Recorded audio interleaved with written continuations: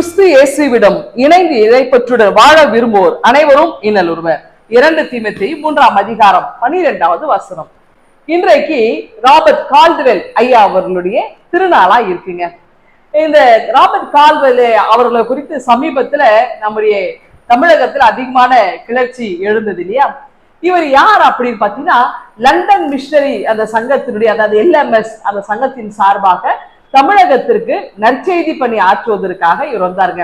1838ஆம் ஆண்டு ஜனவரி மாதம் 8ஆம் தேதி இவர் 24வது வயதுல சென்னைக்கு வந்தார்.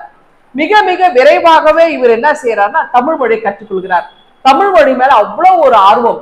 இவர் 1891ஆம் ஆண்டு அருள்பொழிவு பெற்றார். அதன் பிறகு திருநெல்வேலி டயசிஸ்ல பாத்தீங்கன்னா இடையன்குடி அப்படின்ற இடத்துல கிட்டத்தட்ட 50 ஆண்டுகளுக்கு மேலாக இவர் திருப்பணி ஆற்றினார்.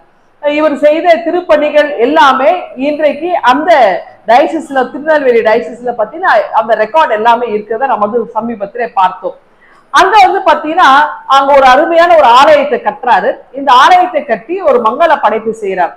அந்த மங்கள படைப்புனால தி சர்ச்சஸ் ஒன் ஃபவுண்டேஷன் அப்படின்ற ஒரு அழகான ஒரு பாமாலையை தமிழ் மொழியில மொழிபெயர்க்கிறார். சபையின் அஸ்திபாரம் மீட்பர் கிறிஸ்து. ரொம்ப அருமையான பாடல் இல்லையா? இன்றைக்கு திருச்சபையினுடைய அந்த அர்ப்பணிப்பு நேரம், மங்கள படைப்பு நேரங்களை இந்த பாடலை நிச்சயமாக நாம் எல்லாரும் பாடுறோம். அதை மொழிபெயர்த்து ராபர்ட் கால்டுவெல் ஐயா அவர்கள் தான். அதுக்கப்புறம் பெண்கள் ஆண்கள் இவர்களுக்கான தனித்தனி பள்ளிக்கூடங்கள், கல்லூரிகள் இதெல்லாம் இவர் தான் ஆரம்பிச்சார். அடுத்து பாத்தீங்கன்னா தமிழ் மேல இவருக்கு ரொம்ப அதிகமான ஆர்வம். அதாவது திராவிட மொழிகள் அத்தனையும் கற்றறிந்தவர். இந்த 5 திராவிட மொழிகள் எல்லாமே, இதுக்கு எல்லாமே தாயாக இருப்பது தமிழ் மொழி அப்படின்றத இவர் அதிகமா இவர் வலியுறுத்தினார். இதற்கு ஒப்பு இலக்கணம் இவர் கற்றறிந்தார். தொல்காப்பியத்துக்கு உரை எழுதினவர். இதெல்லாம் பழைய நூற்கள். அப்ப இதுக்கெல்லாம் நமக்கே இலக்கணத்தை சொல்லி கொடுத்தவர். ஒரு அயல் நாட்டில் இருந்து தமிழ் மொழி கற்று நமக்கு இலக்கணத்தை வகுத்தவர். ரொம்ப கடினமா இருக்கு ஒப்பு இலக்கணங்களா, நம்மளுக்கே புரிந்து கொள்ள முடியாத அளவுக்கு. அப்படிப்பட்ட கடினமான இந்த ஒப்பிலக்கணத்தை இவர் உரை எழுதி நமக்கு கற்றுக் கொடுத்திருக்கிறார். அதுக்கப்புறம் பாத்தீங்கன்னா அனைத்து திராவிட மொழிகளும் தமிழ் மொழியினுடைய கிளை மொழிகள் அப்படின்றதால எல்லாத்துக்குமே தமிழ் மொழி தான் மேன்மையானது, உயர்ந்தது அப்படின்றத ஐயா தான் முதல்ல சொல்லியிருக்கிறாருங்க. இப்படி இவர் எண்ணற்ற ஒரு பணிகளை தமிழ் மொழிக்கும் தமிழகத்திற்கும் அதிகமாக செஞ்சிருக்கிறார். திருப்பணிகளை அதிகமாக தாங்கி இருக்கின்றார்.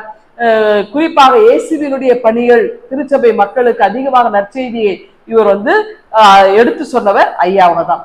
ஆகவே இவர்கள் இன்றைக்கு கிறிஸ்துவுக்காகவே சிறந்த ஒரு போர் வீரராக இருந்து மரித்திருக்கிறார். ஆகவே ஐயா அவர்களுடைய அந்த ராபர்ட் கால்டுவெல் அவர்கள் மரித்தாலும் அவர் நமக்கு கொடுத்திருக்கின்ற தமிழ் இலக்கியங்களாகட்டும், அவர் நமக்கு கொடுத்திருக்கின்ற மொழிபெயர்ப்பு நூல்கள், அடுத்ததாக திருச்சபைகள், நற்செய்தி காரியங்கள் எல்லாமே அவருடைய அவருடைய அடிச்சோடுகளை நமக்கு காட்டிக் கொண்டே இருக்கிறது. ஆகவே அதை பின்பற்றி வருகிற நாம் ராபர்ட் கால்டுவெல் அவர்களுடைய இந்த திருநாளிலே அவர் நன்றி சொல்லவும், அவருடைய பணிகளை நாம் நினைவு கூறும் அழைக்கப்படுகிறோம்.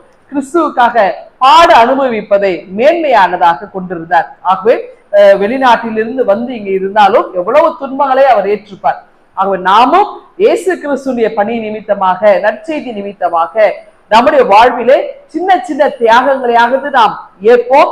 அந்த தியாகங்களை நாம் பெரிதாக நாம் கருத்தில் கொள்ளாமல் நாம் ஆண்டவருக்காக அதை கொள்ளையாடின பொருளாக பெருமையாக நாம் நினைப்பதே மேன்மையானதாக கொள்வோம். இந்த சிந்தனையோடு இந்த நாளை நீங்கள் தோங்குங்கள். ஆண்டவர்கள் ஆசீர்வதிப்பாராக.